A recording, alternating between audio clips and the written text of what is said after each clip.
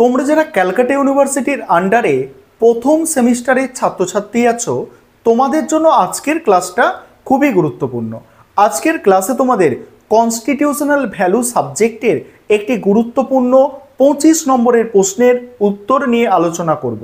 আজকের ক্লাসে যে প্রশ্নের উত্তরটা নিয়ে আলোচনা করতে চলেছি, প্রশ্নটা হচ্ছে সংবিধান এবং সাংবিধানিকতা কাকে বলে।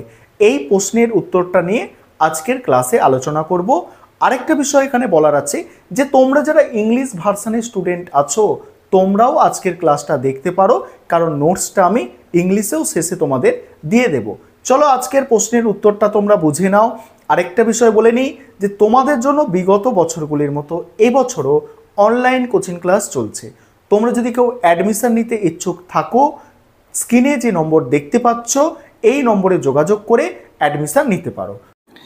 এবারে তোমরা প্রশ্নের উত্তরটা দেখে নাও। প্রশ্নটা ছিল সংবিধান এবং সাংবিধানিকতা কাকে বলে। প্রথমে দেখো সংবিধান সম্পর্কে কি বলা হয়েছে, অর্থাৎ সংবিধান কাকে বলে সেটা প্রথমে তোমরা বুঝে নাও। সংবিধান হলো একটি রাষ্ট্রের সর্বোচ্চ আইন। সাধারণভাবে সংবিধান বলতে রাষ্ট্র পরিচালনার ক্ষেত্রে প্রয়োজনীয় নিয়মকানুনের সমষ্টিকে বোঝায়। দেশের জনগণ শাসন করার জন্য রাজনৈতিক ব্যবস্থার মূল কাঠামোর এক সুদৃঢ় ভিত্তি স্থাপন করে সংবিধান। তাহলে এই লাইনটা আরেকবার দেখবে যে দেশের জনগণকে শাসন করার জন্য রাজনৈতিক ব্যবস্থার মূল কাঠামোর এক সুদৃঢ় ভিত্তি স্থাপন করে সংবিধান। রাষ্ট্রের প্রধান বিভাগ যথা আইন বিভাগ, শাসন বিভাগ, বিচার বিভাগ সংবিধান অনুসারে ঠিক হয়ে থাকে। রাষ্ট্রের এখানে প্রধান বিভাগ, এখানে তোমরা লিখবে রাষ্ট্রের প্রধান 3টি বিভাগ আইন বিভাগ, শাসন বিভাগ, বিচার বিভাগ সংবিধান অনুসারে গঠিত হয়ে থাকে।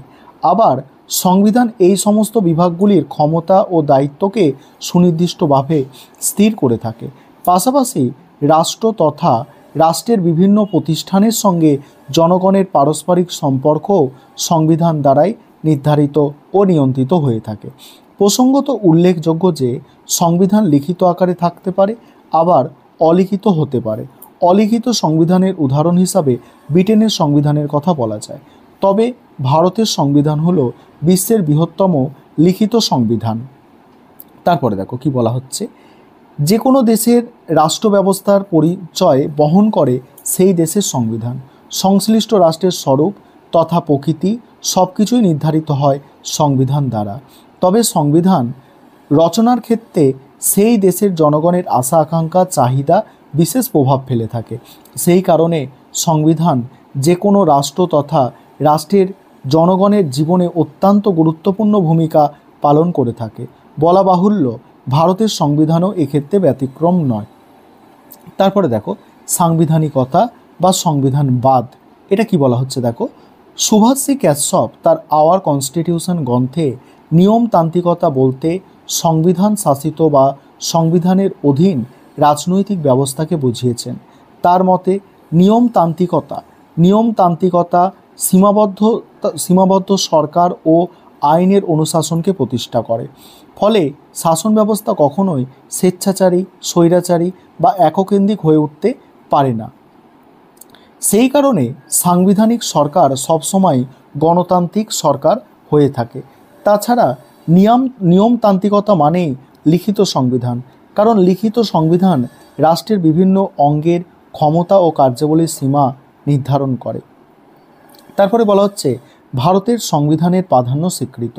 ভারতের লিখিত সংবিধান হলো দেশের সর্বোচ্চ মৌলিক আইন। সংবিধানের ঊর্ধ্বে কেউ নয়। সংবিধান অনুসারেই রাষ্ট্রের বিভিন্ন অঙ্গগুলির ক্ষমতা, কার্যাবলীর সীমানা নির্ধারণ করা হয়েছে। নিয়মতান্ত্রিকতার সূত্র মেনেই ভারতের সীমাবদ্ধ সরকার এবং আইনের অনুশাসন প্রতিষ্ঠা করা হয়েছে। এক্ষেত্রে সরকারের এখতিয়ারকে যেমন সীমাবদ্ধ করা হয়েছে, তেমনই পাশাপাশি আইনের অনুশাসন নীতির প্রেক্ষিতে ভারতের কোনো নাগরিক বিশেষ কোনো সুযোগ সুবিধা দাবি করতে পারে না। সব শ্রেণীর নাগরিকই দেশের সাধারণ আইনের দ্বারা সমভাবে সংরক্ষিত হবে। ক্ষমতা, পদমর্যাদা, অবস্থা নির্বিশেষে প্রতিটি ব্যক্তি সাধারণ আইনের অধীন এবং সাধারণ আদালতের কাছে একই রকম বেআইনি কাজের জন্য সকলকে সমানভাবে দায়ী থাকতে হবে। এই বিষয়ে দেশের প্রধানমন্ত্রীর সঙ্গে সাধারণ একজন কৃষকের কোনো পার্থক্য নেই। এই প্রশ্নটা তোমাদের জন্য খুবই গুরুত্বপূর্ণ, ভালো করে তৈরি করবে। গুরুত্বপূর্ণ, আজকে একটা 25 নম্বরের প্রশ্ন আলোচনা করলাম। আর এবার তোমরা যারা ইংলিশ ভার্সনের স্টুডেন্ট আছো তোমরাও নোটসটা দেখে নাও, ইংলিশে নোটসটা আমি দিয়ে দিচ্ছি।